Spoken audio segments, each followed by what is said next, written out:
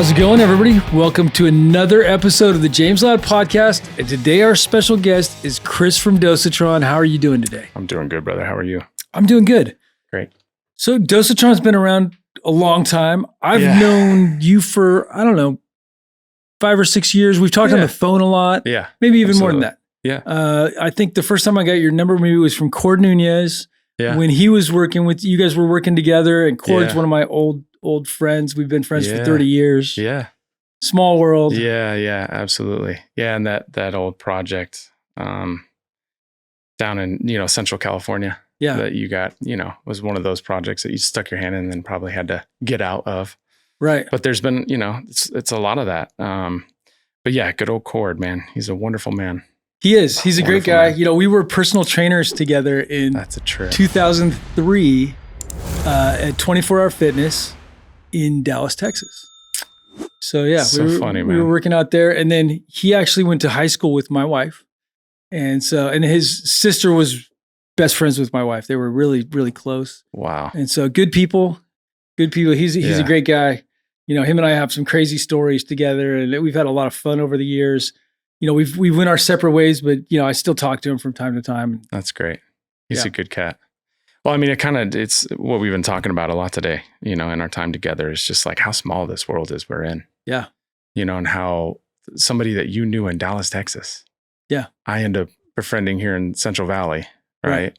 On truly agriculture work. Sure. Not even cannabis work. Yeah. Right. And then come full circle, and that you guys grew up together. It's just when it's a we small were world. in the personal, we were in health and fitness, and now we're both in ag or different forms of ag, and how kind of time evolves, and the world is really a lot smaller than most people think it is. Yeah, 100%. Especially in the cannabis world, and especially now these days, now that the legacies are really having to hold down the fort. Yeah, keep things going with the people that are left. With those that are left. Yeah, and there's been so many people that are in and out that we could probably list them all night long. Oh right? Yeah. I've had 4 friends in the last 6 months close their shops. Yeah. Right? It's been a tough time. I think the consolidation is real. Yeah, very much so. Yeah. We even see it on the equipment side, you know. I've said that, consolidation happens with maturation, right? Mm-hmm. Maturation then creates saturation. Yep. So we're in just a mature, saturated market that's condensing and conglomerating too. It starts with commercialization, right? If we 100%, look at from 100%. Medical to where we're at now, there was this time that evolved, right?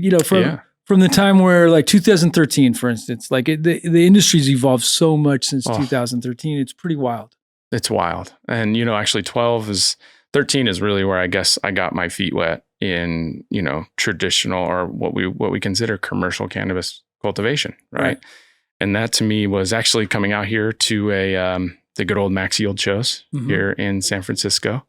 That was my first foray. And, talking about cannabis in a public space. Yeah. Right. Like it was still weird. I was still looking over my shoulder every conversation I'm having when I'm like, well, actually I've cultivated cannabis. It was It was a hush word. Well, there was a point where we had to talk about cannabis as tomatoes. In grow shops. Of course. Yeah. And I think grow shops were the catalyst for a lot of this stuff, especially for equipment, Dosatrons. Yeah. We always got Dosatrons from DNS Garden Supply. Yeah. Oh yeah. Good old Jeremy over there. We spent a lot of money on Dosatrons over the years from DNS. Oh yeah. So yeah. Well, and that's the thing is that actually in where we are right now, this was the hub of what took off for Dosatron. Yeah. So, when Dosatron introduced into cannabis, well, we can talk a little bit about how Dosatron just came about in general, but, to tap off of that, actually I get all the recognition. Chris Dosatron, right? Oh, he's the guy that brought Dosatron into cannabis, right? Yeah. Which I appreciate. But there's also a guy that actually, kind of trailblazed this for us. His name was Gabe, and he had a little business called Easy Feed Systems. And those of you that are old school will totally know that. And once you hear that name, and Easy Feed Systems took the Dosatron, put them in an array, mounted them to a panel, all the plumbing included. Unfortunately, the guy got wrapped up. Yeah. And so right as I met him, he had to do some time and had to deal with some probation. Couldn't go out and do the selling of the product, kind of gave up on that business. And Oakland Farm and Feed is what it was called. Mm-hmm. And he, so I have to, even look back on that and give him some credit here, because yeah, I like to think I was the right guy at the right time, but there's always those trailblazers that I think don't get enough credit.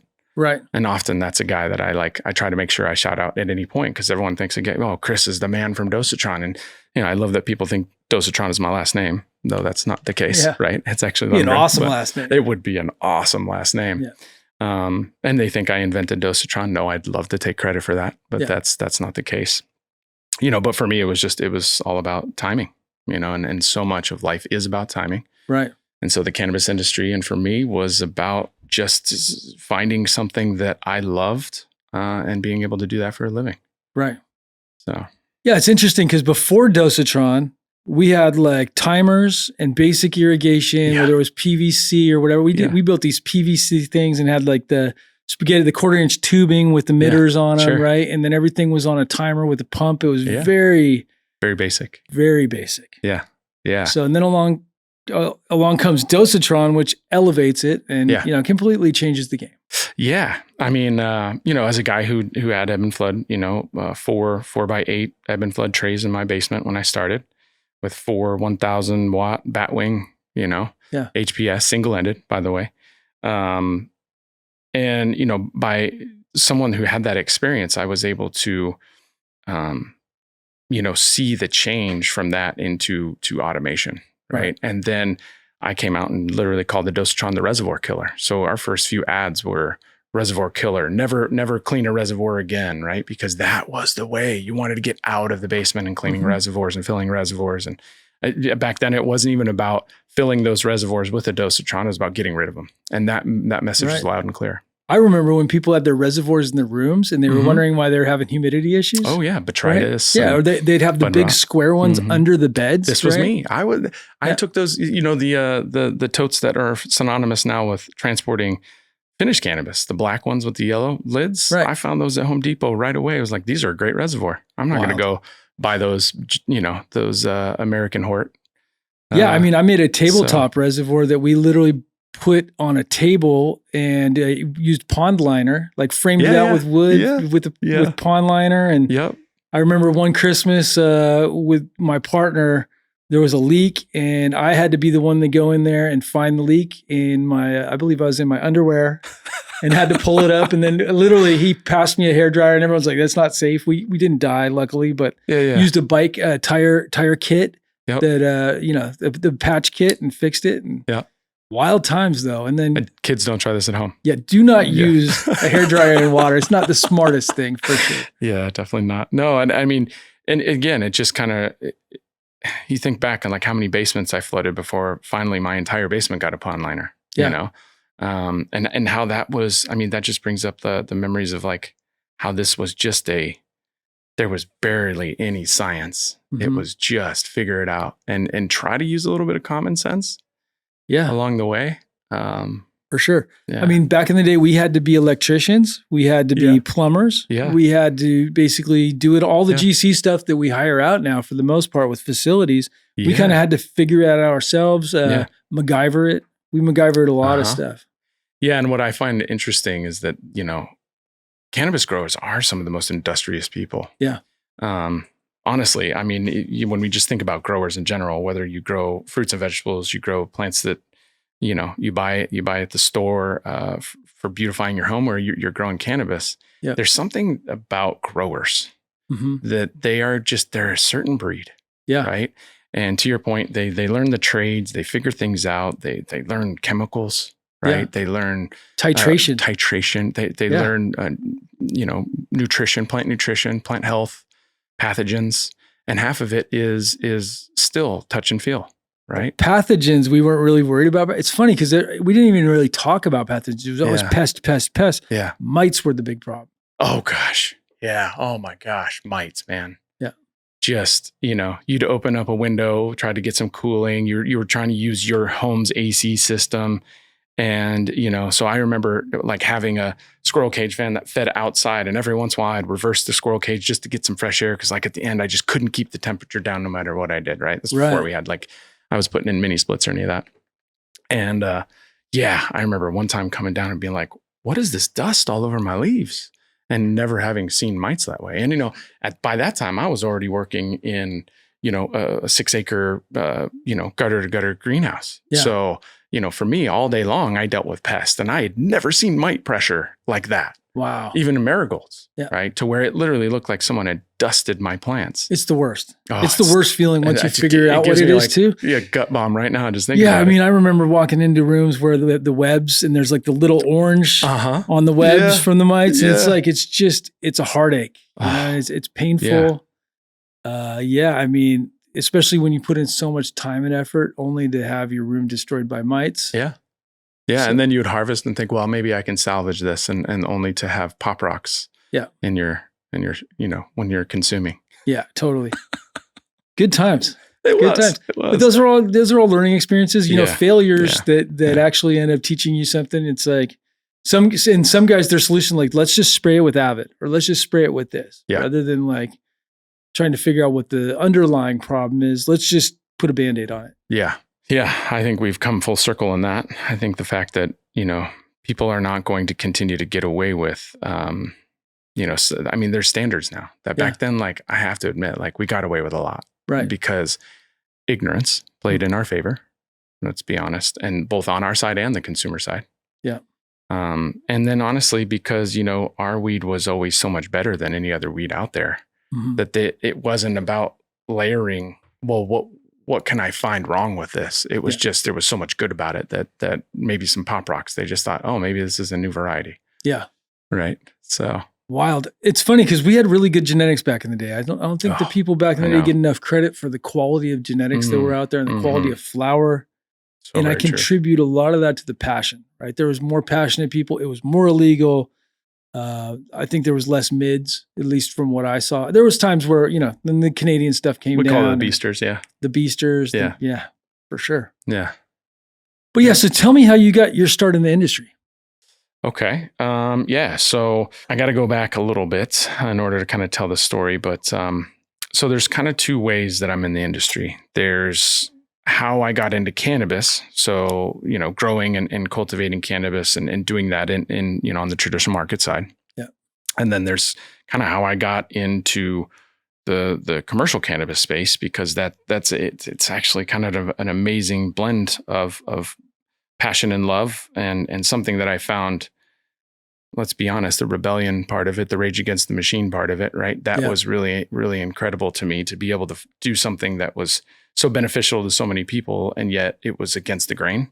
And then being able to have a job that a career path that brought me into commercial cultivation across all the platforms. So, growing bedding plants and peppers and tomatoes and hydroponic peppers and tomatoes. So for me, getting into cannabis was, in 99, I started turning packs. I was just getting out of high school. I was assistant kitchen manager as a famous Italian restaurant, even though it's not a very good Italian restaurant. But I was there and started selling packs for somebody that was the prep cook. And he just had the best weed.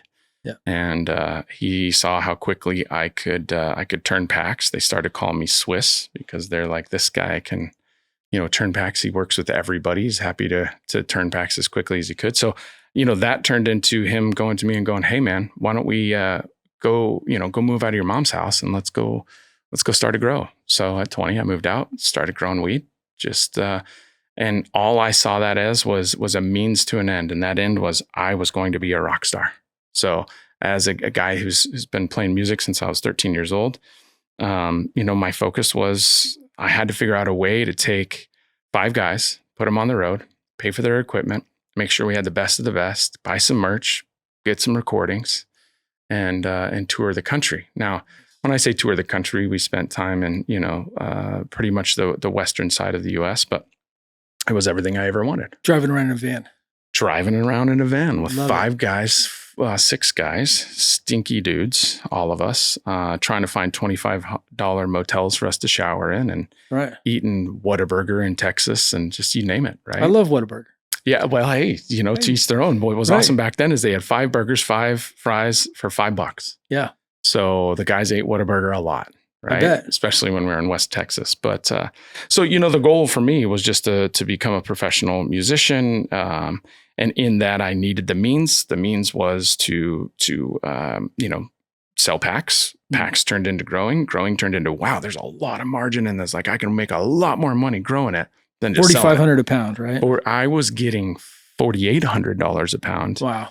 And then when I, somewhere between 48 and 5, depending on, and I would sell entire pounds to just one guy. So I was a very fortunate guy. I didn't have to turn. I mean, when I was turning packs, I turned them into smalls, but for the most part, it just turned into me being able to just make money. Right. And so, and I was very successful right off the get. And I'm telling you, that first plant in my basement in, hydroton growing in a ebb and flood tray with a bat wing, it changed my mind. It changed my life, actually. It really. I love the old bat wings. Those Justa wings. They're great. I had the 600s. I used them for breeding for a long time. Okay. Yeah. But yeah, they were good lights. They were for what they were. It was easy. Honestly, I think I was in it for $1,500. Yeah. I mean, I had a whole grow room for $1,500. Now, looking back on that, I lived across the street from a cop, and my entire block smelled like a skunk. Right. I bet. I had this stuff called Skunk 6. It was from Leadville, Colorado. It was amazing. Still miss that strain. But anyway, so that's how I got into growing cannabis, right? And I was very, very quiet guy. I didn't tell anybody. So, being a guy who played in a band, I had the house. So of course I had the studio, and we jammed in the room right next to where I was growing, right? So I literally built a partition wall and we jammed on one side, and not a single band member even knew I was growing weed. So I was the guy that was like, just hush, hush, hush. I wanted to keep it under wraps. So then you kind of meld that into how I got into, commercial growing, right? And commercial horticulture. And that was simply because, my wife's father was big into that. He and his family are quite well known in the commercial, bedding plant space, and, walked into his greenhouse and realized that I don't just love growing cannabis. I love plants. Right. And my green thumb just was on fire. I bet. So, yeah. So that was the moment that kind of changed my life. I got into, pretty much the next day, I went to my father-in-law, who I had just met that day, who wasn't my father-in-law at the time. He was my girlfriend's dad, and said, I want to go ahead and start working in the greenhouse. And he kind of laughed and shrugged me off and said, show up here at 6 o'clock in the morning. We'll see what happens. Of course, I showed up late. My wife will laugh, but, and I'll never live that down with my father-in-law. But at the end of the day, that was the moment that I realized that, like, I would be willing to just start at the very bottom again and work my way up, and loved every minute of it, man. And because my father-in-law was so innovative and he did so many really cool things in the greenhouse, I just got an amazing amount of experience in 5 years. I look back on that and it feels like it was decades of my life, but it was 5 years. Yeah. And consolidated that down into, pretty quick turnaround into moving into working in irrigation automation. And then in that irrigation automation company is where I found Dosatron. Nice. Or found it as a product that I could support, right? I had used it as a grower in the greenhouse, but then to just see it on these irrigation systems was pretty cool. Came into knowing that family when I decided to leave my family business with my father-in-law. I went and worked at Dosatron.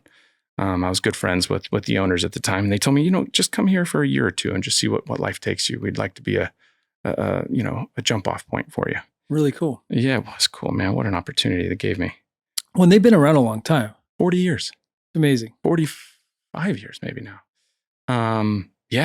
Dosatron was invented to feed animals by a veterinarian to feed the animals their medicine. Nice. So in the water supply versus going to every animal and every head trying to feed them. And so obviously with chickens, that's nearly impossible. Right. So, that's really how Dosatron was invented in France by a veterinarian. Wow. So, but yeah, and then they gave me the opportunity there at Dosatron to, shortly after I started, there was like this inquiry about cannabis in Colorado. I live in Colorado. Yeah. And my boss was like, hey, go check this out. And real quick, I realized, oh my gosh, Dosatron is a thing. Yeah. And it's a real thing. And it has a heck of an opportunity.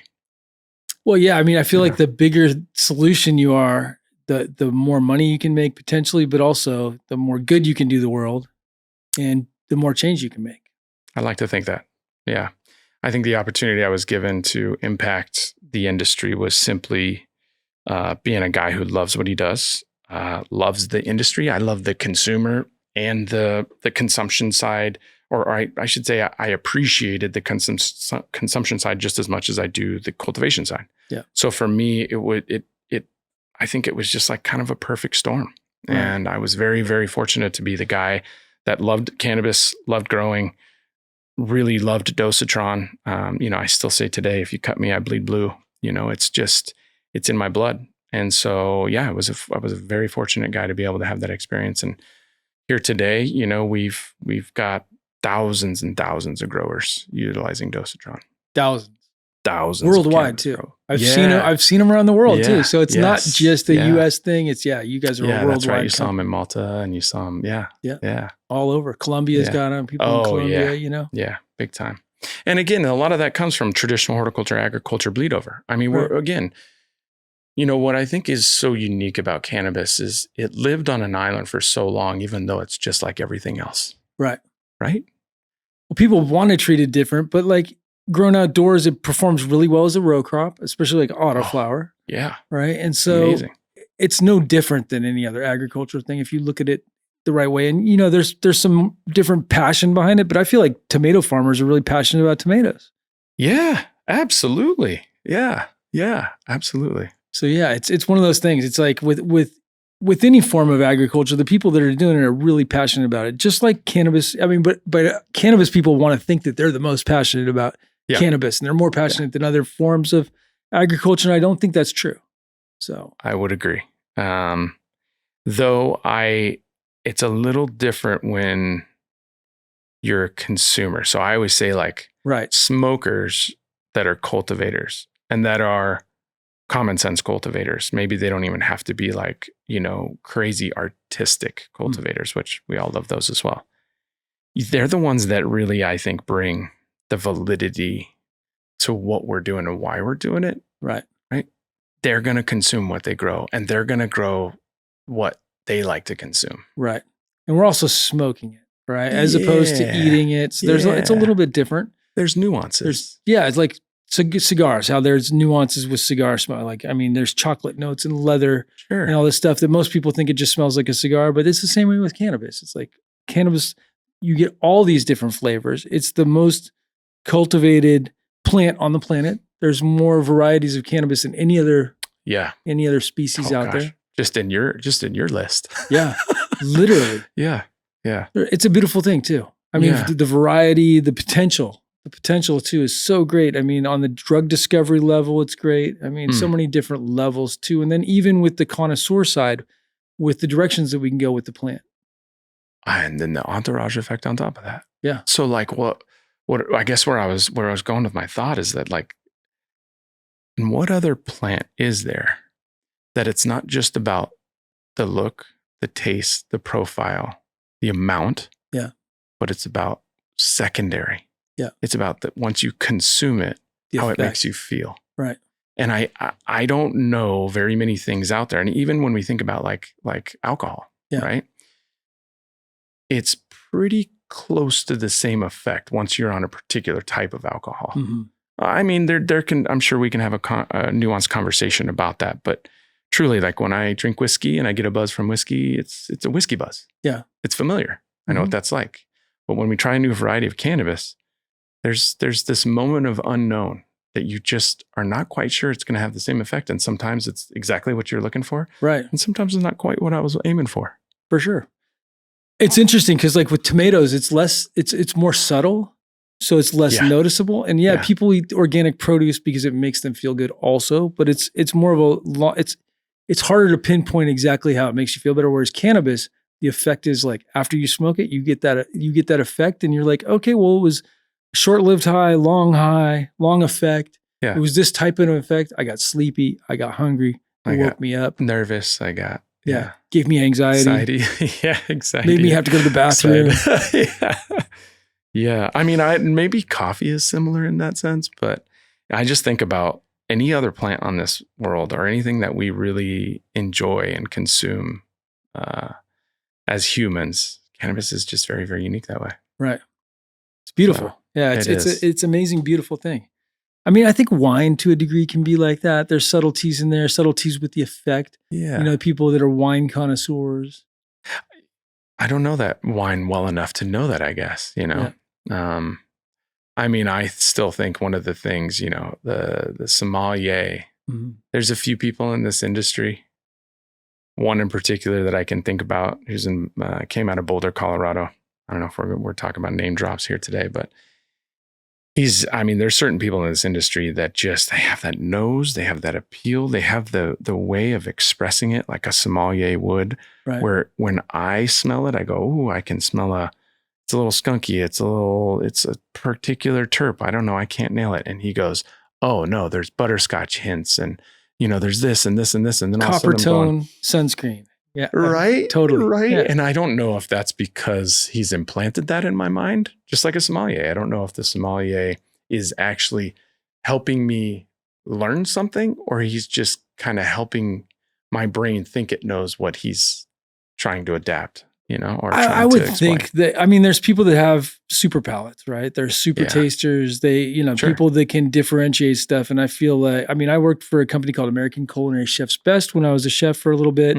And to be able to pick up on different aromas and also flavors, you know, and it's like, there's some people that just have better palates than other people, but also you're collecting data points over your period of your whole life, right? Every time you experience something food wise or flavor wise, some people can lock those flavors in better and those aromas and also even tie those to experiences. Like when I'm tasting stuff, sometimes I'm like, man, that smells like food my grandmother cooked when I was a kid. Right. And I get these in not just with flour, but like just experiences in life. I pick up on stuff all the time. Yeah.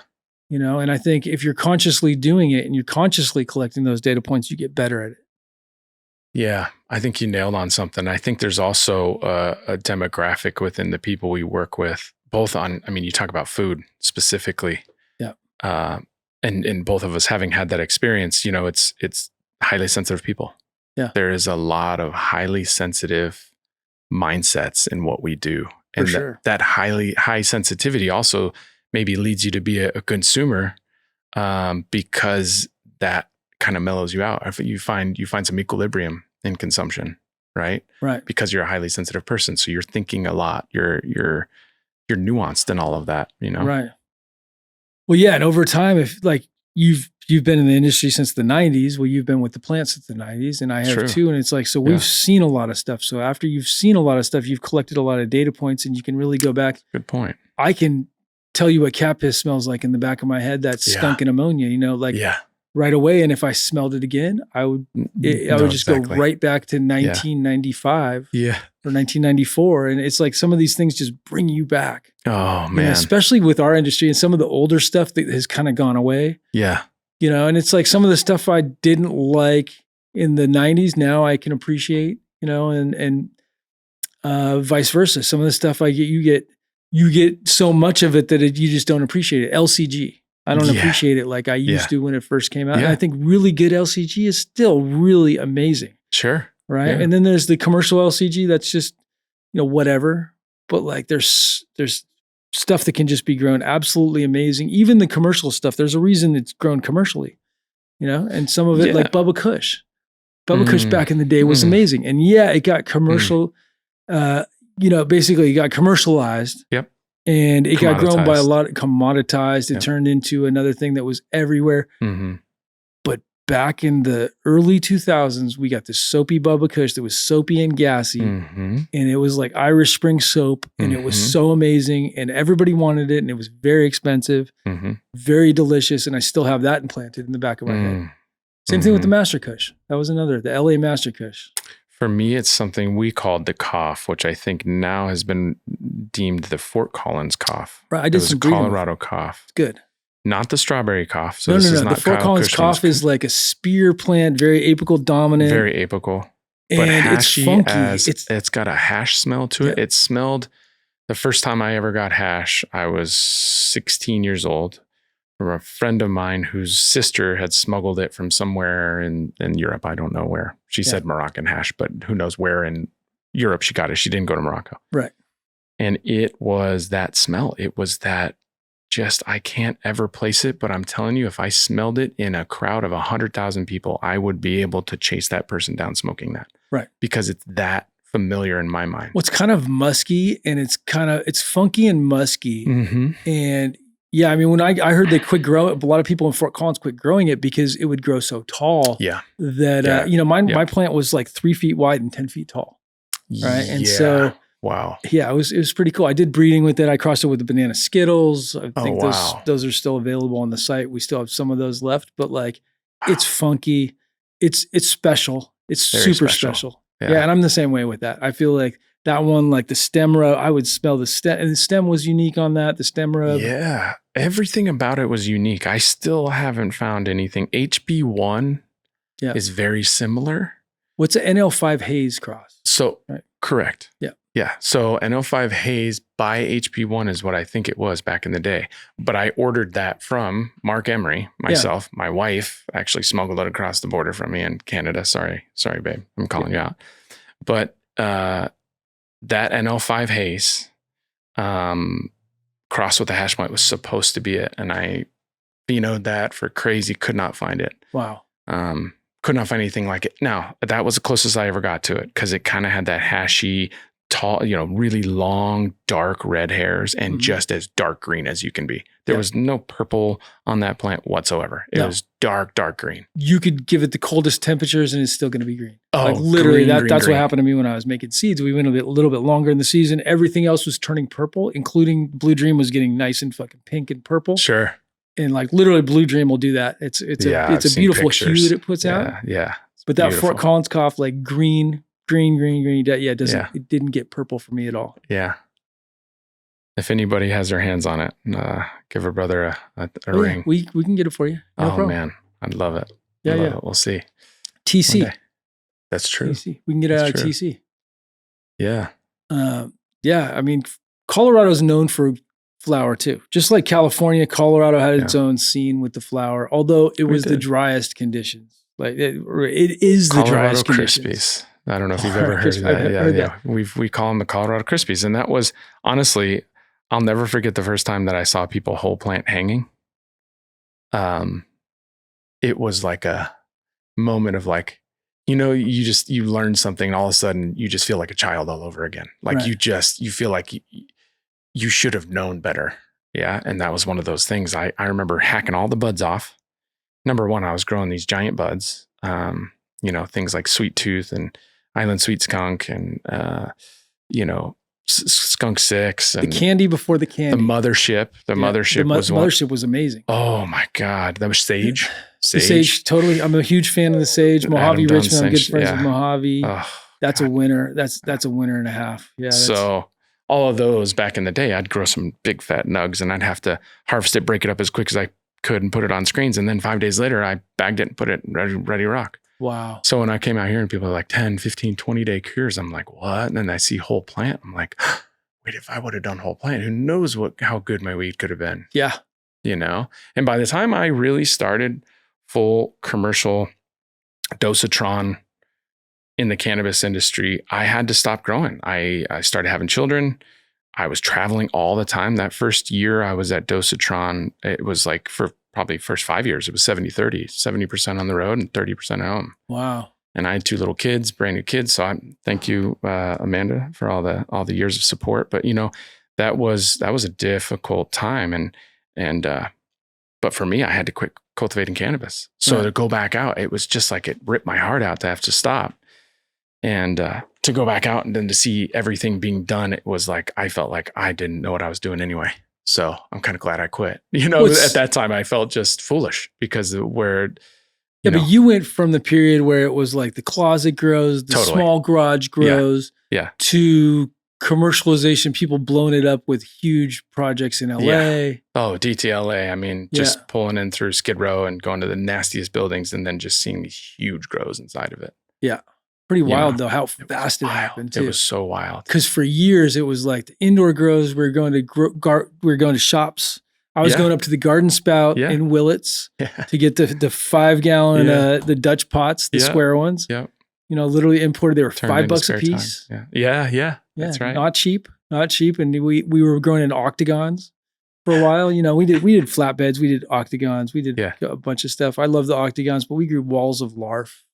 We did all kinds of stuff with it. Walls of larf, yeah. Or the Omega. Do you remember the Omega? Which was the I Omega? only saw that in Canada. It was like the one that spun around in circles. High Times magazine. It was all in High Times. Yeah, like I never saw it anywhere except for when I went to Canada. Yeah. I saw it for the first time, and somebody was actually trying to commercialize it. Yeah, I remember they had the Coliseum with the little holes where they were tall. Yeah, the Coliseum that's split apart. Yeah. Yeah. I think you could break it into like 4 or 6 pieces, or you could have a wall that you could plug in. You could make it like a fence. You could make it like a square. You could totally. Yeah, those are the good days.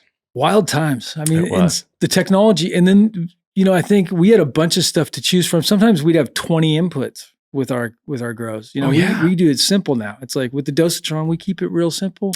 Hey man, I have to admit, I loved those guys with the 14-part recipes when I first started selling Dosatrons. I bet. I mean, I had to go out and prove it. Somebody was like, I've got this many parts. And I'm like, well, we're going to install it. We're going to see if it works. If not, I'll figure out how to make it work. And it worked. Amazing. Yeah. Yeah. I did love those days because I sold a lot of Dosatrons just to one person. I bet literally. Yeah. And some guys, they have to have, because multiple rooms, you got to have a veg and you got to have a flower. And then you're looking at 20 some odd dosers. And that's where every week you had some sort of change you did to all 20 parts. Yeah. And some of them were even smaller facilities. Oh, really small. Yeah. Like especially compared now. Yeah. Compared to now with some of the scale that people are at with thousands of lights per facility, Yeah. Yeah. It's amazing how big some of these indoor facilities are. And some of them have smaller rooms within the facility, but there's 2,000, 3,000, 4,000 light facilities out there.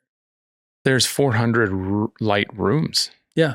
In some of these places. Now, I don't advocate for that. No, I don't either. It's really hard to control. And then if you have problems with pests or pathogens or anything like that. Yeah. Yeah. Or a light that stays on. Yeah, we were just talking about that. Yeah. Yeah, and what's crazy is though with the LEDs, that became a thing for a while. So when you said it was an HBS, I was kind of shocked. But it makes sense as to how you explain how it happened. But LEDs, because we're running them all on digital signal. Yeah. And that they actually never hit zero. Right. And that so many people started figuring this out, that they were just having this very low level light, but then, all these problems that I guess must not have been indicative of light pollution because it was so low. I don't know. I don't know what that. Well, and we have sensors now. So your sensors should pick all that stuff up. Yeah, but if you're going on like the old school Troll Masters, like not paying attention. Yeah. We $32,000 mistake. We've done that. Oof. Gotta love that. Yeah. With all the other problems out there, it's like, it's just icing on the cake when you do that, especially with the pheno hunt. Because the pheno hunt, you're not making money anyway. So it's like, when we're doing that with the pheno hunt. So it's more about the time and energy you lost, right? It's about the time and energy. Like, it puts you back. It puts you back 3 months on a pheno hunt. So just so you guys know, we had a pheno hunt go wrong. One of our 30 light rooms, basically, we had in week 5, one light out of the whole thing stayed on at night. We had a problem with the signal that was going to one of the lights. Yeah. So the HPS light stayed on. And we had plants that started looking like landrace genetics popping out. Some of the longer flowering stuff just went back into veg. It was like looking like it was bouncing between veg and flower. Mm-hmm. It was really just going into veg. And then we started getting shoots of new growth where it was re-vegging. Out of a bud? Yeah, out of a bud. Oh re-vegging. And then also when we fixed it, it was literally like a week. It was, an issue. Fixed it. Well, those little buds started flowering right out of the sprouted re-veg. Crazy. It was a nightmare. And it's like, what do? We're pheno hunting. You don't make money on pheno hunting anyway, typically. You're just looking for the winners. Mm-hmm. And so it was, basically a lost leader. Not even a lost leader. It was a loss. Yeah. It was a complete loss, complete waste of time. We thought maybe we could be able to differentiate from phenos in the room, but really it's just not worth it. It wasn't worth it at all. There was a couple plants in there that weren't effective at all. Those, maybe that was worth it, right? So you figured we do 6 plants per light with the pheno hunt typically. We want to give them their own space. We don't top them. Okay. But the handful of plants that did not reverse at all, there's something to be said for those. So maybe it wasn't a total waste. Yeah. But we got 2 plants, 3 plants out of entire room. Out of an entire room. Really sad too, because we were like, well, maybe there's going to be some stuff, but it was like, terps weren't there. We'd lost terps. We'd lost flavor. We'd lost structure. I mean, if we're trying to get the full expression of a plant, you can't interrupt that cycle. You can't, No. you gotta, it's just like when you're trying to compare apples to apples, you gotta make sure that those apples are treated the same from the very beginning to the very end. And it's not until that very end that you can actually pull the characteristics from them and say, okay, this is what wins over this. Well, and the reason we're using an HPS instead of an LED is because we have HPS customers. So I want to be able to tell my HPS customers, we've tested this in an HPS and we do get better expression than an LED, right? So we tested in both. And so that whole thing had to get tossed because literally we're not expressing the plant to its full potential. And so not only can't we tell the expression, but also it's just a waste there was lower terpenes and lower cannabinoids, and it wasn't an expression that anyone would get out of there that was positive. So sad. Yeah, it's a bummer. I hate it when stuff like that, but it's a learning experience. It's like, okay, so now we definitely monitor everything. I mean, we have monitors in all the rooms anyway. We should just be checking them more. And it's like all attention to detail. Yeah. I mean, I'm a big proponent of test and measure. Yeah. And then once you've tested, measured, and cataloged and analyzed, continue to test and measure against your catalog data. Right. At that point. Data. It's all about collecting data and using your data. I mean, that's the beauty of the time that we're at in the industry is like there's so much data that you can collect. I mean, honestly, so much of it is all about how it's analyzed too, right? Mm-hmm. So the analytics are such a big part of it. And if you don't understand your set points, don't understand your data collection, you don't even know why you're collecting that data. Yeah. Well, then what does it serve? But as what we've learned is that with time, we're continuing to build that data, that database. And by having that database, we're starting to realize like really where we can cherry pick the information and get those analytics that are going to make a difference. Well, yeah. And some data doesn't matter and other data is crucial. And even how you collect your data and the accuracy is just so important. It's like with irrigation strategies, if you're using Rockwool, where, if you use Grodan Grow Sense and you're using their sensors, it's where you plug the sensors in the Rockwool, right? Or whatever substrate. It's like having consistency across the board. Otherwise, the data is no good. Or it can be good, but it's not going to be as good if it's not consistent. Yeah. Yeah, it's hard to figure out, like, when they say the rule of averages, you got to take out the lowest and the highest, right? Like if they're all over the place, really, what's your median? When you can't have one sensor, you need multiple sensors, right? To get a feel for the room. And with our room, that's a long, skinny room. There's hot spots within the room. We try to use airflow, try to circulate more air to get less hot spots, but there's still, and then we got to take the averages. I think there's 8 sensors in the room total, which is that's good. Yep. It works. I always say anything over 5 to collect data. So not so much the space and the size of that area, but go over 5. And then, be in the kind of the rule of 3 from there. So 8's good because it gives you some offsets too. So you can still be bit down at 6 if you take off the highest and the lowest, and you're still at an average of 6 and you're still within the rule of 3s. So I'm a big fan of that. Totally. Yeah. Well, yeah, and then over time, you collect a lot of data, you can really dial stuff in. Yeah. And I think that's the beauty of the data is really dialing it in and optimizing, right? It's like there's so much room to optimize even still, I think, with grows. And I think people are getting better and better. And then there's over-optimization where people think they're optimizing it to get bigger yields. And you can optimize the room for yields, but what are you sacrificing? Yeah. I see that a lot. Oh, all too often. If you're getting 5 pounds of light, there's something wrong. Yeah. You know what I mean? Yeah, even with under canopies, that you're sacrificing quality, right? In my opinion, for yield. Yeah. And then the prices are so low anyway. It's like now your inferior product is not going to sell. Racing to the bottom anyway. Right. Yeah. You might as well sell it as biomass at that point. Yeah. And then that's what you're doing is you're growing for biomass. Yeah. Yeah. And I mean, the hunt for data is always been something that's been a passion of mine. And, when I came to Dosatron, it was always something that I felt we were giving people a great tool, right? But in that tool, I wasn't able to really be an analytical guy for people because I can't take past history and revolve off of that. So then, we put a little Blue Lab in line just so I could just at least glean off of that. And I tried to get people to use their little data capture service at the time, which was really, really rudimentary and archaic, and nobody really adopted that. So that's why in, 2019, we started developing our own fertigation controller, because at a certain point I realized that, like, you know, we're going to give people all these tools, and then on the back end, we can't really support all the results that they're having based on these tools. Like, customer testimonials were very, very anecdotal. They're like, "Oh, I love Dosatron," you know, and Dosatron's a cool brand to work for, because every facility I walk into, it's like they're always happy to see me, because they're like, "Oh, that's the one thing in this facility I don't ever have to mess with," or "It's always functional," or it's just good old reliable Dosatron. And, you know, so for me, what I wanted to be able to do was like build on that and collect more data and be, you know, having had that previous experience in irrigation automation with controls and sensors, you know, my focus was to bring something that was still that Dosatron simplicity, but then with full control and data. And, you know, so Dilution Solutions was born.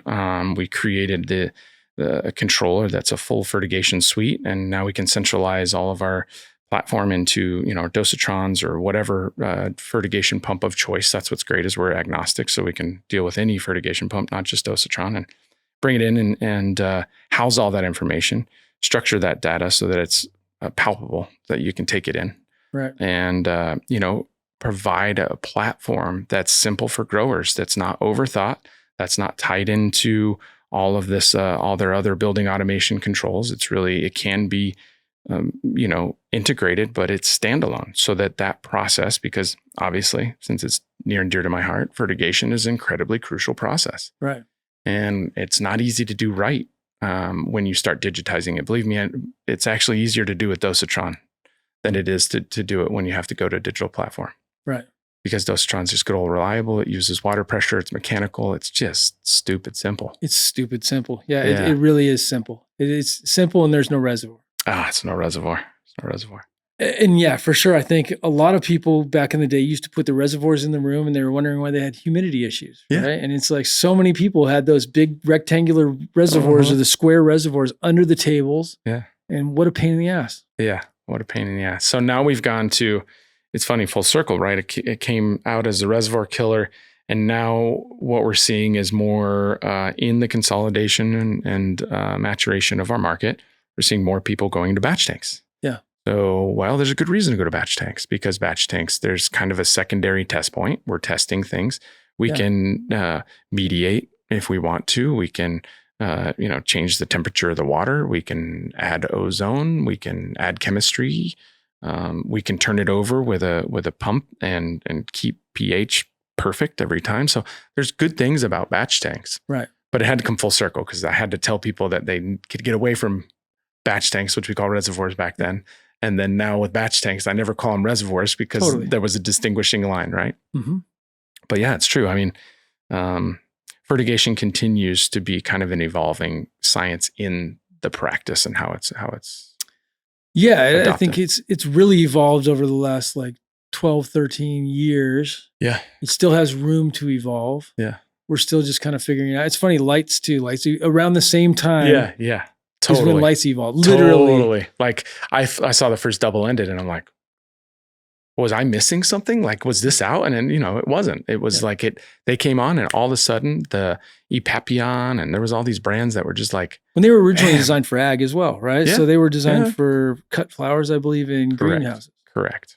Yep. And which we used them for tomatoes and you know, in places where they have low light and you have to produce fruit, and you have to produce a considerable amount of it. Right. Fruits or vegetables. But like the Netherlands.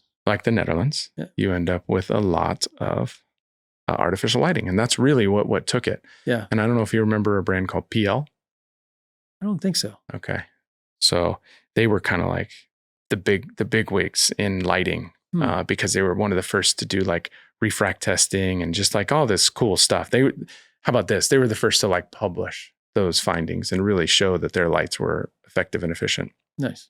Obviously, Gavita came in and kind of just disrupted the market on a whole. I thought EPAP was going to be the one that was disrupting them, and then Gavita came in and really just changed the game for everybody. I mean, back then it was about who had more money behind them. Yeah. Let's be honest. Yair. Yeah. Crushed it. Yair. Crushed it. He's a good dude. He is absolutely a good dude, and you know his DLI. He's doing DLI now with Dutch Lighting Innovations. He's super creative. Yeah, I mean, really amazing stuff. And Gavito just changed the game. And I didn't even like LEDs with the blurples. We had the blurples. They were terrible. I don't know if we can say that name. Maybe I broke the curse, but yeah, that's oh God, they were awful. And I remember at the time, I never saw them going into cannabis. I was seeing them in grow chambers and all these areas that like were trying to do stuff like when TC was still very, very new in orchids and all these things, right? Or at least new in the US, right?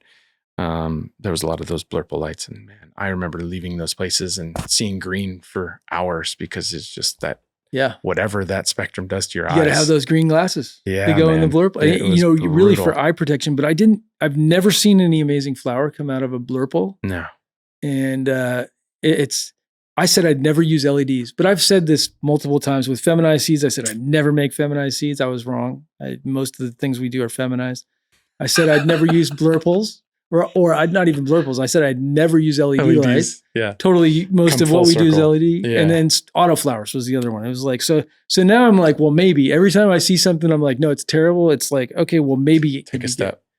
I mean, I think we can't be closed-minded with this industry and with this stuff. It's like there's room for everything to evolve. I mean, I think we're slowly but surely getting there and optimizing the plant and optimizing the, it starts with genetics, optimizing the genetics and then optimizing all the equipment and all those little details. Yeah. Well, that's very, very true. And I think, what's great about where we've been in the last 13 years, like you said, because actually that's exactly how long I've been doing this, is just like the evolution we've been a part of. Like this is something special. Like nobody can take this away from us, James. Right. Like it's kind of like the Steve Jobs and the Bill Gates of the tech bubble. Right. We were there. We were all part of that innovation. Yeah. We were part of something that was very special, and it's a once in a lifetime opportunity that I feel that we need to continue to try to harness the good that has come from that and remember where we came from, because it's not completely so let it go, right? Yeah, because I feel like there's a lot of new people that were never there that don't really realize what we went through to get to this point. Yeah.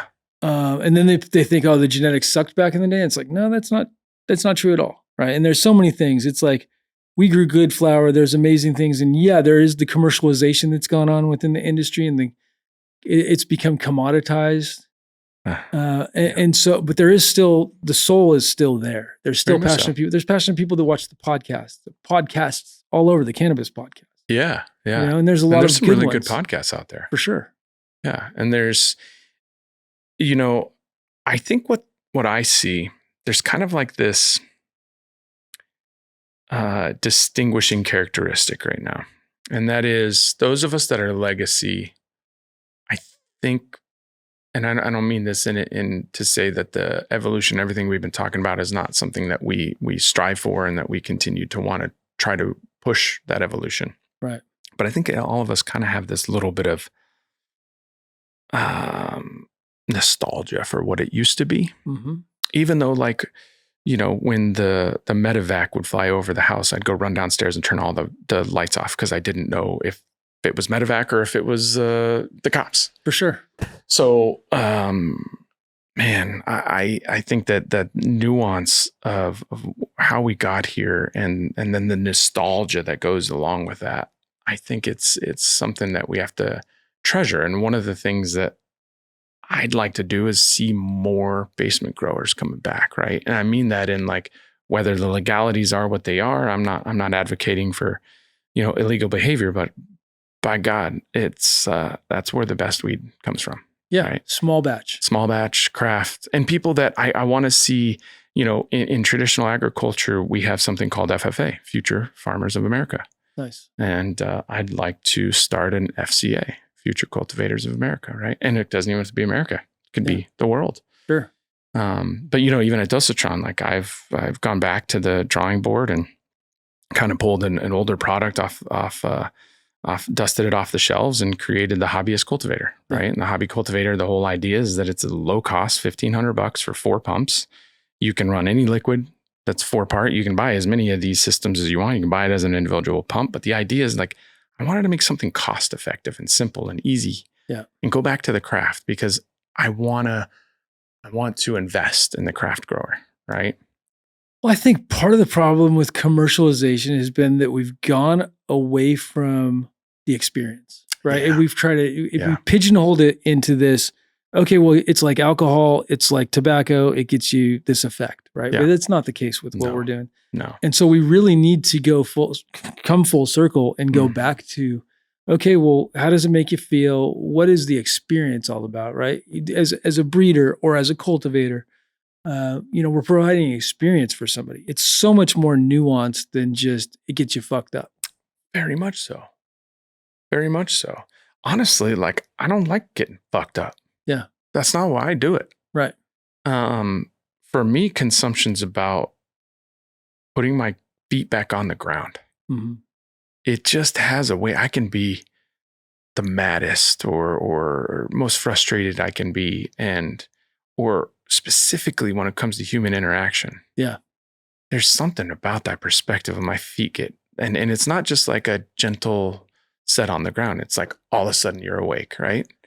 Well, the plant tunes you in. It does. Bottom line, the plant tunes you in. Alcohol and tobacco and other things like that, tune you out. Drugs, they tune you out, right? So we look at psychedelics and we look at cannabis and it tunes you in, right? And that's the beauty of it. I mean, that's the beauty of, especially you're a music guy. Yeah. I'm a music guy. I love music. Music is a big part of my life. It always has been since I was a kid. Since I saw Farm Aid on TV, literally Farm Aid and Live Aid, same year. 88, right? I think it was 83. Okay. Or 86. Either way. Somewhere in there, Either way. I was born in 77. So it was before I was 80, like even a teenager, right? Yeah. No, I had to go back and watch it. Yeah, and I saw Live Aid with my cousin Buzz in LA, Orange County. And I still remember seeing Ozzy Osbourne, but like loving music and then also watching Farm Aid. It was on TV back then. And we didn't have the TVs like we have now. It was And you had to watch it live or you didn't get to watch it or you had to record it and then you could go back and record it on VHS. And I don't even think we had my family didn't have VHS for years after that. And the whole Blockbuster thing and all that. Yeah. Oh gosh. Good times. Good times in the past. But like, aging ourselves. It's this experience that we're chasing. And it's also nostalgia in this experience. And it's all tied in together. Yeah. But I'd much rather be tuned in than tuned out. I feel like you see the world how it really is. Sometimes we have these filters and we get jaded.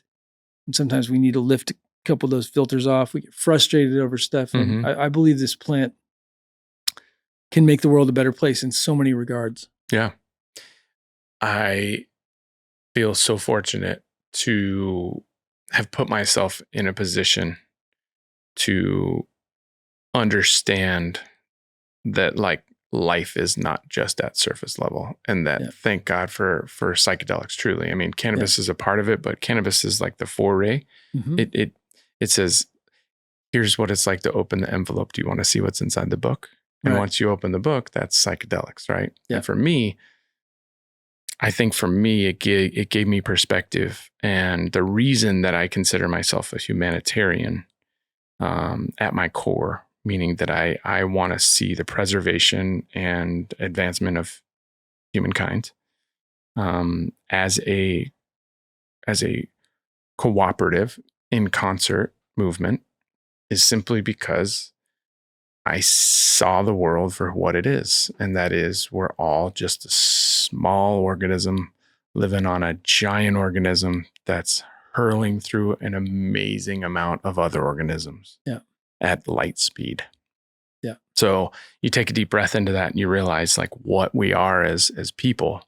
And we have this little blip of time on this earth. Let's do our best to make a positive impact.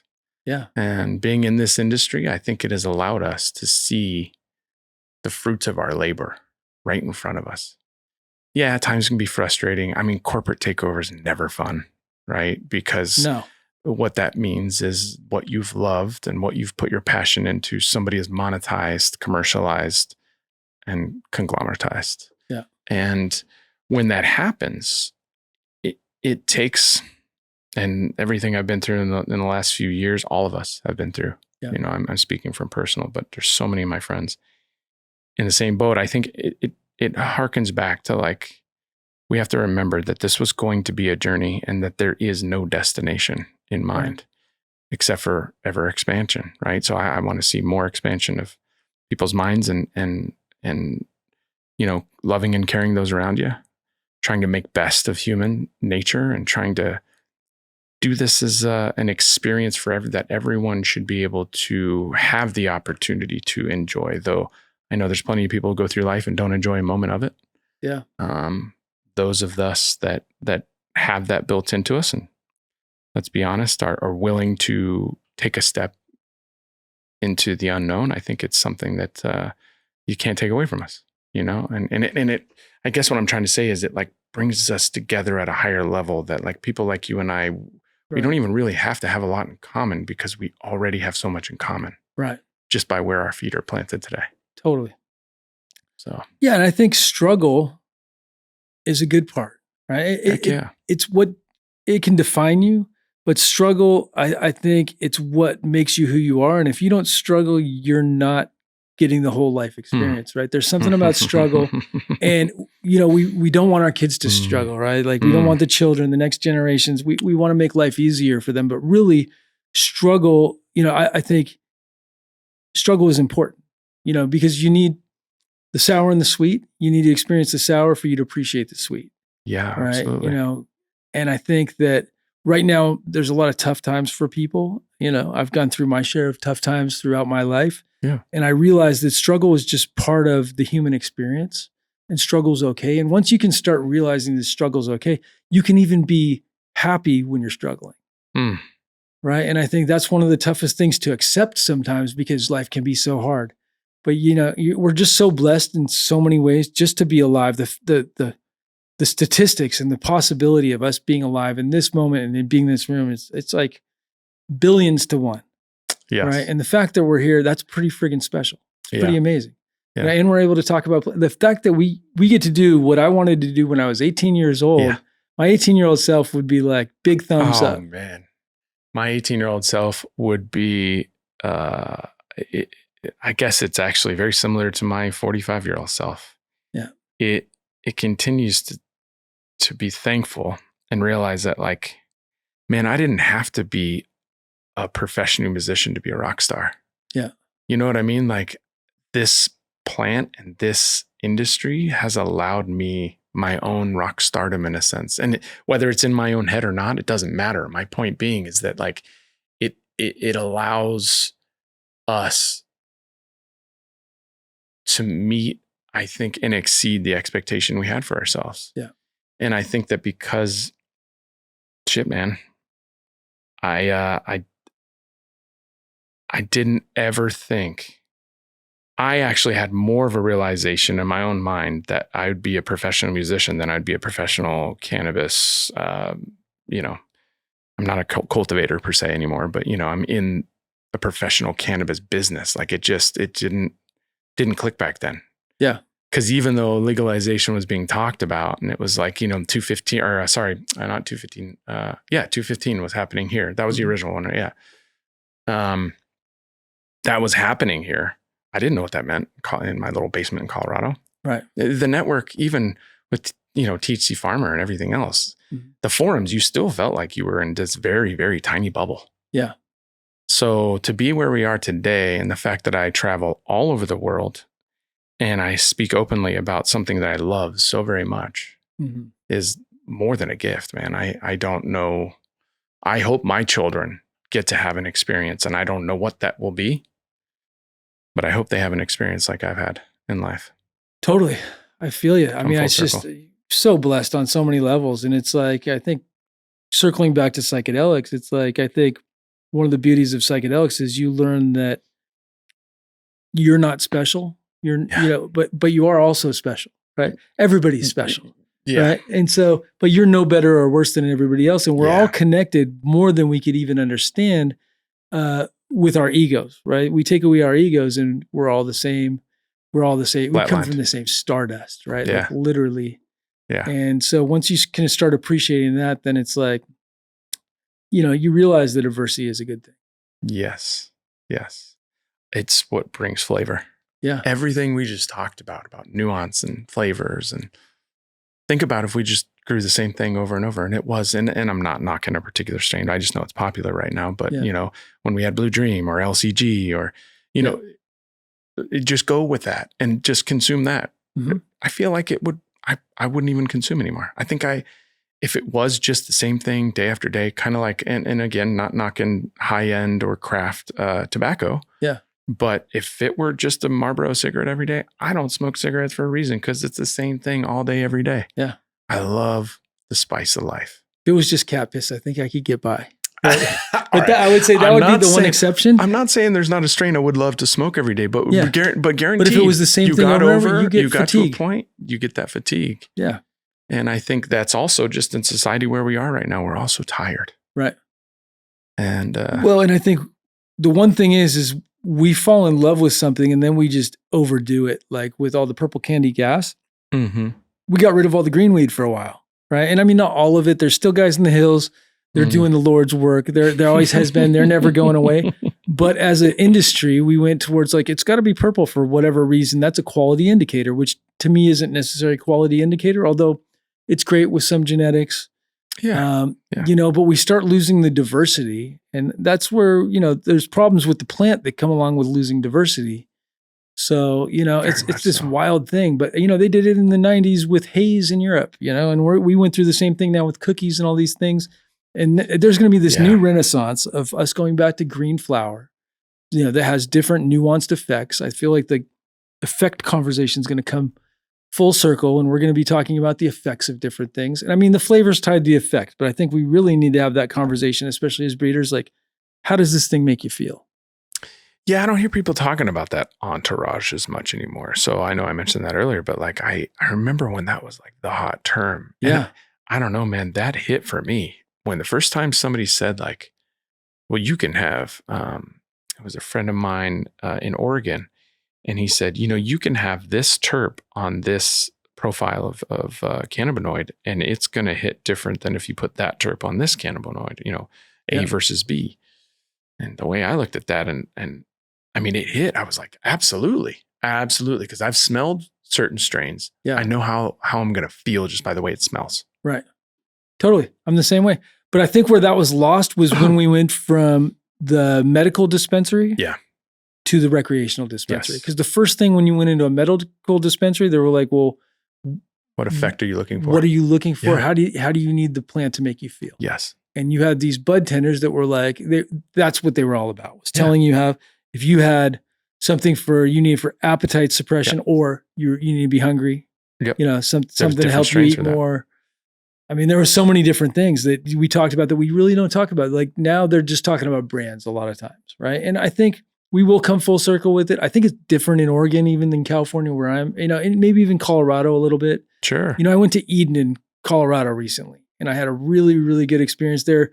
They do KNF, Korean natural farming, and they're living soil beds. They have ducks walking around on the property eating roly-polies. Oh my gosh, I love it. Duck eggs in some of the beds, and they're different and they're special. And I wish that more people were doing what they're doing because the effect, right? So like I got some samples from them. Their pens especially they don't sell flour on the market. They sell extract. They sell rosin gummies. Yeah, I've had it in Colorado. And their cartridges are some of the best I've ever had. Yeah, I would agree. And it's another one of those things where you experience something and it reminds you of what the industry is missing, and we're missing more of that. Yeah, where it's tailored to the consumption for, I'd say the purveyor that's looking for something like very targeted, or I mean, I hate to say it, but like the upper echelon of those that are like have that kind of, they're the sommelier. Like you said, they understand flavor, they understand taste, they have the hyper awareness of what those things are. Well, like Decibel. So Decibel is a brand in California, and they do amazing work. I just found out about them this year. The guy bought my book, started breeding, making his own genetics, gave me samples, and I'm like, these are some of the best flower samples in metric that I've had.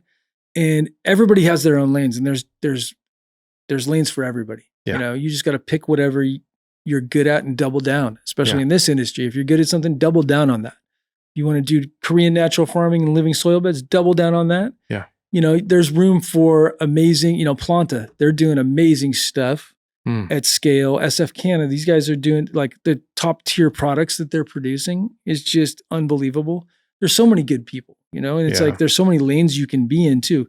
You want to be the glass house, there's that lane too. I mean, that's really the race to the bottom, but there's lanes for everybody. Yeah, I mean, I see them all and I work with them all. And I appreciate the business model for just about every single person, that every type of demographic you just named there, both on who's consuming that product and who's cultivating that product. Right. And I think that's one of the coolest things is that, this is much more like the beer market than it is like the tobacco market. Right. Right. Again, as a guy that's not fully tobacco consumer, maybe I'm speaking out of turn, but I don't know that when we look at how cannabis is defined, it's like that you can go and find something and get a different flavor, right? And get a different profile and a different effect. So, and the fact that like food, we talk about food. Yeah. And that, this just keeps coming full circle. It's like food, cannabis, wine, it all kind of has this following. That's the word I'm looking for. Like it has its following and the people that are really, really into it. They're chasing those experiences, right? With all those things. You're chasing, and it's really like, if you can provide the experience, that's when you're winning, right? If you can provide a superior experience, whether it's a pre-roll, roll pros, right? I think they're a game changer. I think we're working with them and it's like the joint experience is special. The pen experience, it's all an experience, right? Yeah, and when you can provide an experience that's memorable, you can get people to come back and look for that experience again. Yeah. Food wise too. You go to a restaurant you love because of the experience. And sometimes it's not that the food is amazing, because the food can be really good. Yeah. And the service can be excellent and the ambiance and everything else. And you're having a good time with your friends and you'll go back. Yeah. It doesn't have to be 10 out of 10 every time. Yeah. And you're going back for that experience. That's why servers get paid more than cooks. Yeah. That's the big thing. Being from the restaurant industry, servers get paid more than cooks because they provide the experience to the customer. Yeah. Right. And that'll never change. A chef told me that. He passed away a long time ago.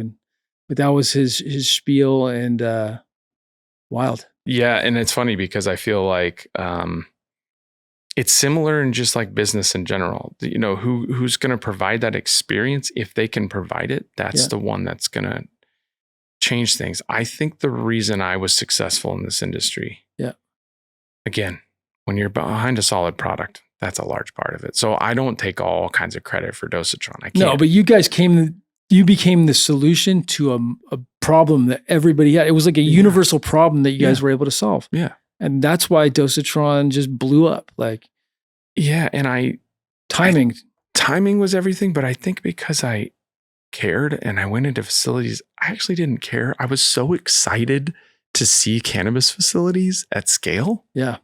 I was so excited to travel the country and see places that in a whole new light. Again, driving down in downtown LA through Skid Row and kind of like feeling like this is not a place where I typically would find myself, walking down Skid Row from building to building and going into these gigantic, maybe somewhat illicit grows, right? Right? Huge places.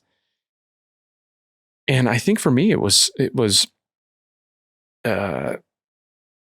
it drew out like something inside of me that I didn't even know I had. Right. And so to go back to that, I think that those moments where we were, I was traveling all over the country. I got to see all these different operations. I didn't even try to sell Dosatron. Dosatron sold itself because it was such a no-brainer. Yeah. Right. The reason we were so successful was it's a great product, but because I was one of them. And I was kind of like a kid in a candy store. I was almost kind of like a kid meeting rock stars. Yeah. Because I was just walking around like, you're the guy that came up with pre-Bubba? You're Bubba?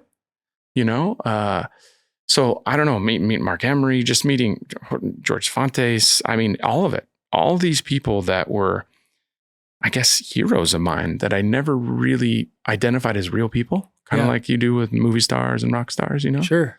And go around and meet them all. Man, life is just amazing, you know?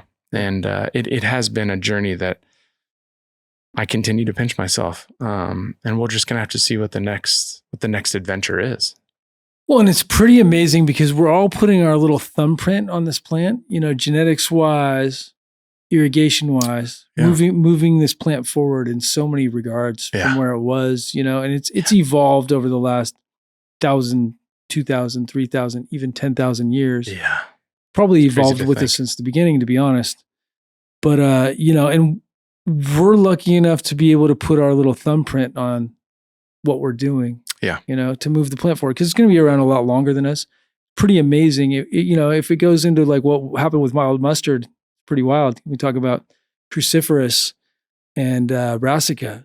You know, if we look at that to where it's like cabbage, we've got kale, we've got Brussels sprouts and cabbage, which you could tell the relationship there. But then you've got the leaf, we've got kale, we've got all these different things that came from wild mustard through human interaction, through cultivation. You know, at one point it was just wild mustard. Yeah. And that's what's going to happen with cannabis. We're going to go in these different directions with the plant. Man. We look at these leaf morphologies, and I totally, in the back of my mind, I'm like, dude, this is kind of like with wild mustard. You start getting these different morphologies, and then you can start breeding towards these things. And like Ugly Bastard, Freak Show. I haven't seen Ugly Bastard. The duck foot, that's from Australia. It's and then the duck foot with the And people are selling seeds of these genetics, and I think like there's so many directions you can go. When we look at the diversity that's already out there, it's like we're going to go, you know, who knows in 200 years what could happen, you know, not even 200 years. With science now, what could happen in 20 to 30 years. Yeah, 200 days. Yeah. Right? Well, that's what we're seeing now. I mean, I just even see how far you've come. Yeah.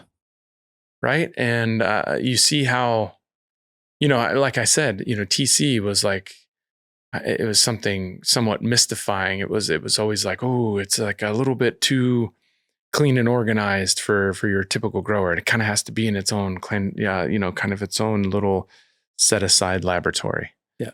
And now just seeing TC as part of it, you've built it into the process here, right? Yeah, and I believe that most people will have TC as part of their process. If not a full-on lab, they're going to have a little small lab where they can accept TC plants in, because everybody's going to need clean genetics in the future at scale, right? If you have a facility, you should be incorporating TC into your program, whether you're buying, you know, TC Gen 0s or Gen 1s, you know, or you have a lab to intake, especially at scale. You're going to want to intake for your moms if you're producing your own moms, or you're going to want to buy from somebody that sells TC clones, right? That are coming from TC genetics, because clean genetics are so important. I think it's not that expensive, right? Clones aren't that expensive, right? To get clean clones, it's the same price to get clean clones as it is to get dirty ones.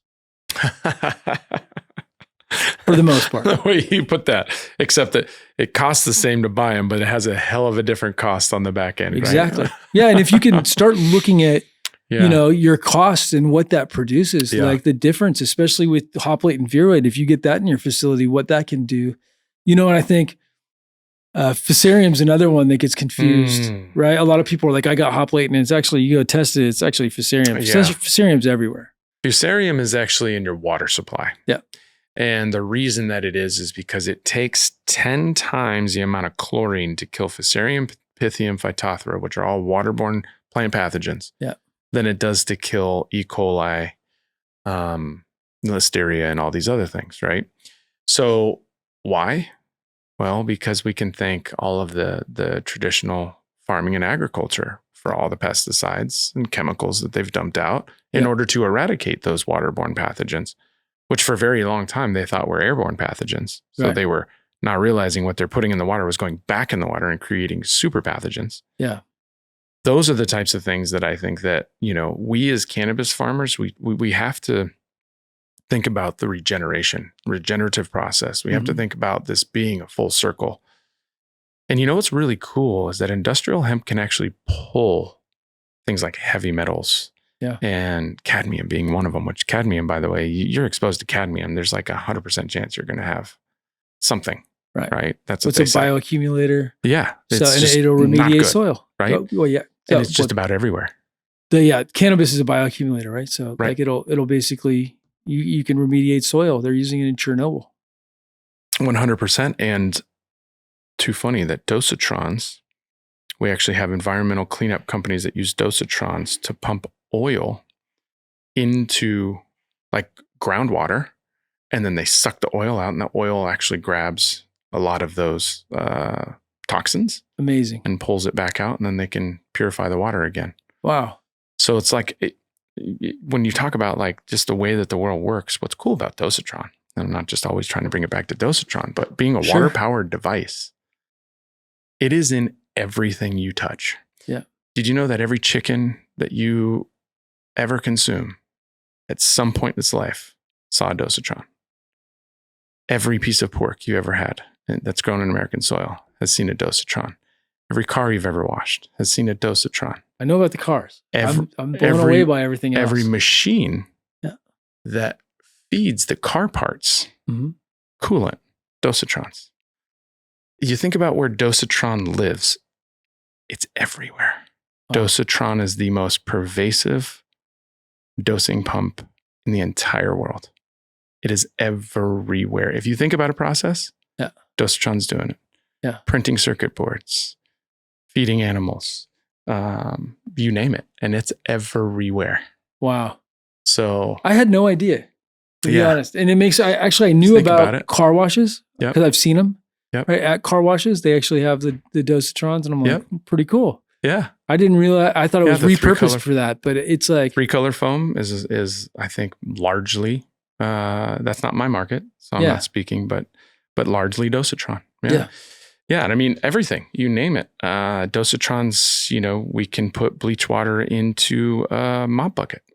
Nice. Right? So, I mean, the one thing that I'd say is that my next goal with Dosatron is to try to help people understand Dosatron's everywhere. So it should be everywhere. You should have it on a cart in your facility to fill up your foot baths. Like, your foot baths shouldn't be something that you're kind of like, when was the last time was that changed out? Well, Dosatron's sitting there with a hose with the chemistry already pre-mixed. Fill that foot bath every day. Have a bucket that you dump it into, fill up the foot bath. So like, Dosatrons should be at every room so that we can clean out irrigation lines. And, so you'll notice this next year, I'm just going to try to make sure people realize, like, yes, the nutrient delivery system is a great way to use Dosatron. It's nice. It's simple. It simplifies the nutrient delivery process. Right. At the end of the day, James, if there's chemistry and there's water involved, a Dosatron should be involved. Pretty amazing. Yeah. So tell me about Dosy. Dosy. So you got Dosy here. Yeah. So Dosy's kind of a funny little mascot that a lot of my friends probably would laugh and make fun of me that I had this. They I think in a sense it was childish to them, but coming from the traditional market, coming from a world of very conservative mindsets in traditional agriculture, coming from a family that's very, very well known and somewhat powerful in that industry and in that side of the world. I was a little bit hesitant going into cannabis, like, and outing myself, right? As somebody who not only cultivated, but illegally, consumption's one thing. Like, that's never been what I worried about, right? Yeah. People think of you as a stoner or whatever else it is. That I think, being a musician and being someone that's normal. That just kind of goes with the territory. Right. But what was more concerning for me was the legalities and ever being kind of pigeonholed and ruining my career because, in the early onset, there was a lot of concern that, like, going into cannabis, I was going to ostracize myself from my family. Right. So I decided that I would make a little mascot, call him Dosy. This was the marketing team that came up with the idea, but I just took it and ran with it and hid behind Dosy. So actually, if you go to my Instagram, that's the very first photo I ever took and put on there. I was at Chalice my very first year. I took a picture of Dosy. I had just come out with him and took a picture of him in some soil. That's still my picture you see on Instagram as my placeholder. And the whole idea was just to give me some anonymity, just to be able to, Chris Dosatron and Chris Lundgren maybe weren't the same person, right? And it enabled me kind of like a costume does for a rock star. I don't know if you've ever listened to the band Slipknot. Sure. But they're all pretty mild-mannered, nice guys. Yeah. But you see them on stage. Super talented musicians. They're just wild animals. And they'll tell you 90% of that's because they get to put on a costume. Yeah. And putting on a costume allows you to be something that maybe you aren't every day. Yeah. And so my goal was to kind of have some anonymity, and just in case this all like never went anywhere and I didn't ruin, the last decade I had spent building a reputation in traditional horticulture and in the greenhouse world. And so Dosi was kind of my foray into that. And it was something that I think I got 1,000 of them, and I'm down to 2. So I've passed them out at just about every grow I've ever been to. If I've ever visited you and you have a Dosi, that's I feel, now it's a little self-serving, but I feel it's something special because there's only so many of those that I had. And but it was a mark. So people would go around and be like, "Oh, Chris was here." Yeah, like you would just know I was there. It's the Z for Zorro. It's kind of the Z for, hey man, I'm stealing that. It's the D for Dosi. Yeah. But it gave me that anonymity, and actually kind of gave me the ability to come out and tell people I was a cannabis cultivator, that I'd been doing this since the 90s. And that truly the reason I did it is because music was so crucial and important in my life. And I wanted to be able to afford to be a professional musician, because any musician will tell you the hardest part is the rise. Second hardest part is the fall. Yeah. Right. And so I spent all the money on the rise. Cannabis made it so I never really had to fall back on that. So I still think of music as like my release. I still do it. I still play in a band, scream my heart out. And between, taking a puff, screaming, I go home on the weekends and I'm the happiest guy ever. I'd like to think my kids would say I'm the best dad ever, but nice. It just allows me to kind of have that release in a world that's just, let's be honest, full of tension, stress, and frustration. For sure. So what's your favorite strain of all time? So couple I'd probably put in a bucket, but just because of like the differences of time. So the cough was very special to me at the time because it was so unique. Yeah. And the high was very like easy. Yeah. Like very like uplifting. Yeah. And euphoric. Mm-hmm. I would say though, what changed my life in so many ways was the first time I went to go visit Ivan from Jungle Boys. He gave me a jar of orange cookies. The original orange cookies, the Sunny obsolete, D. I believe, right? Wasn't it the Sunny D? I think that's what Sky used to tell me anyway. It was like the original cut, right? Yeah. And again, I being a Colorado boy, I was all in skunks and it was the alien orange cookies. Orange cookies. That's what obsolete. It was. Yeah. And it blew my mind, dude. And I couldn't get enough of it.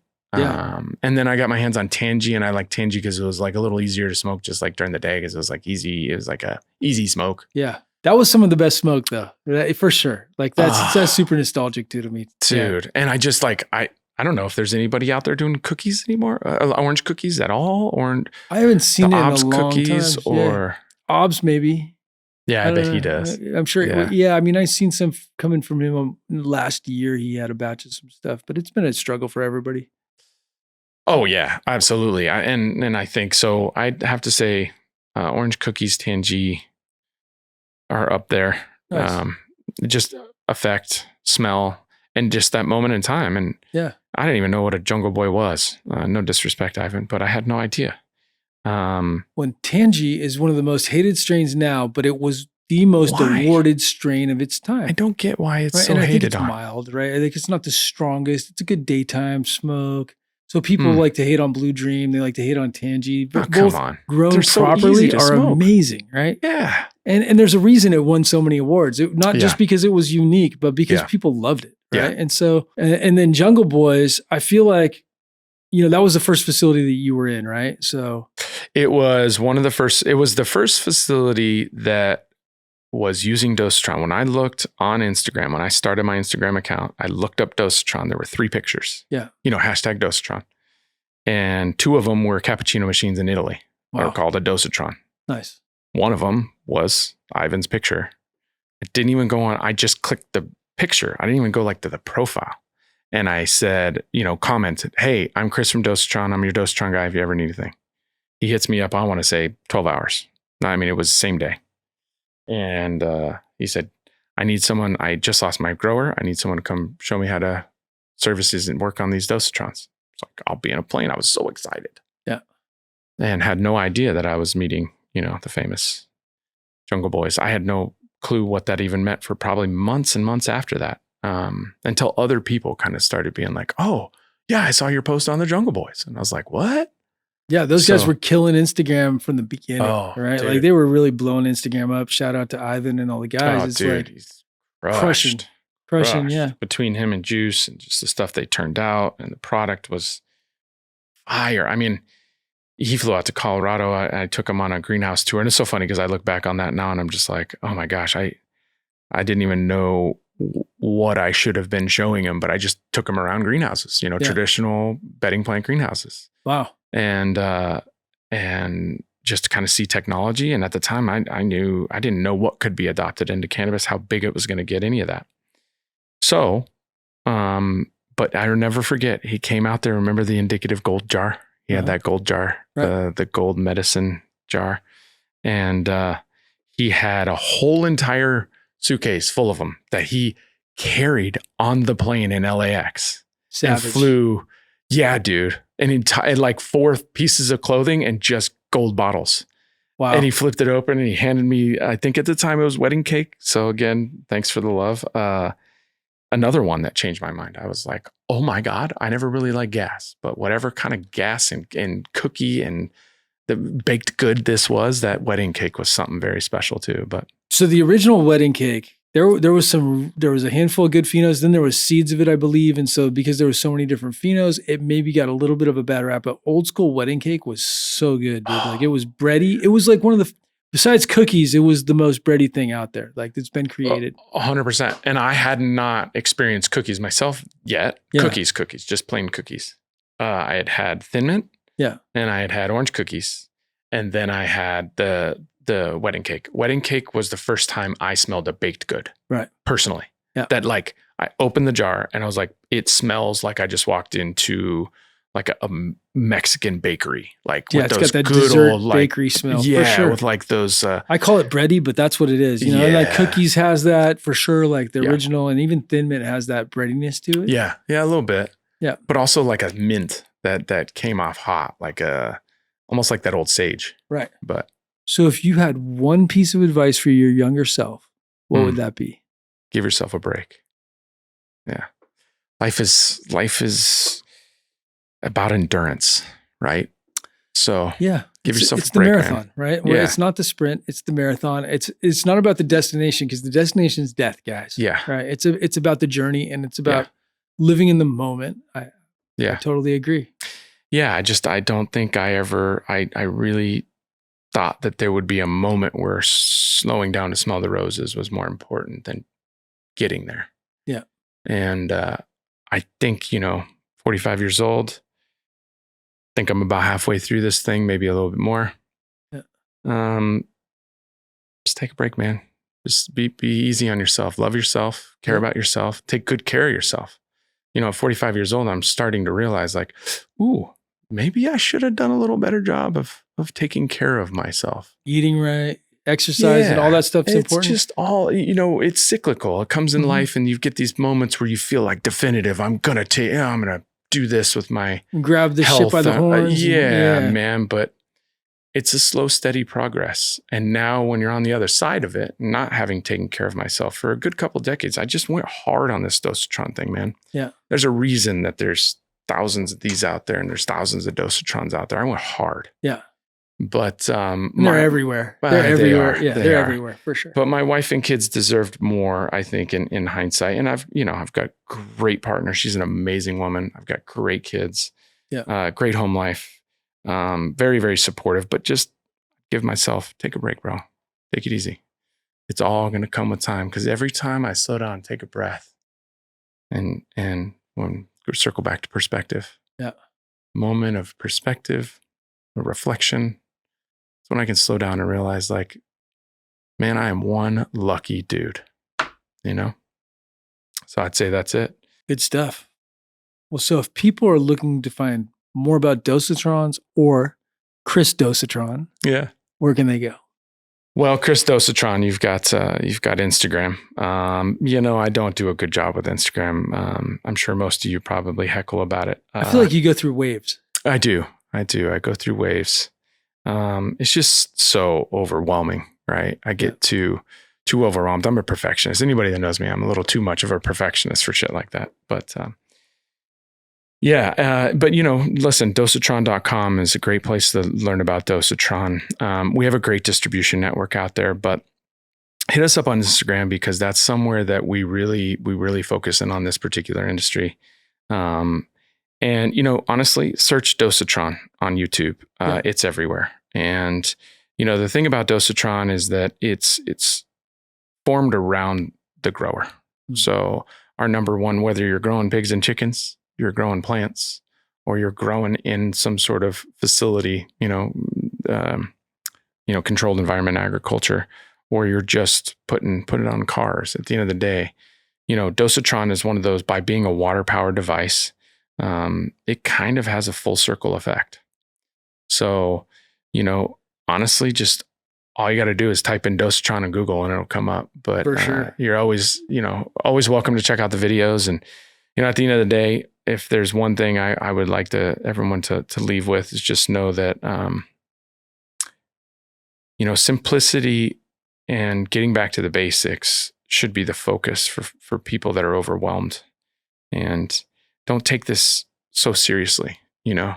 At the end of the day, cannabis cultivation, production, and consumption should be about being with people you love and enjoy spending time with, and building a good network. And honestly, your social network is probably everything. Yeah. So, yeah.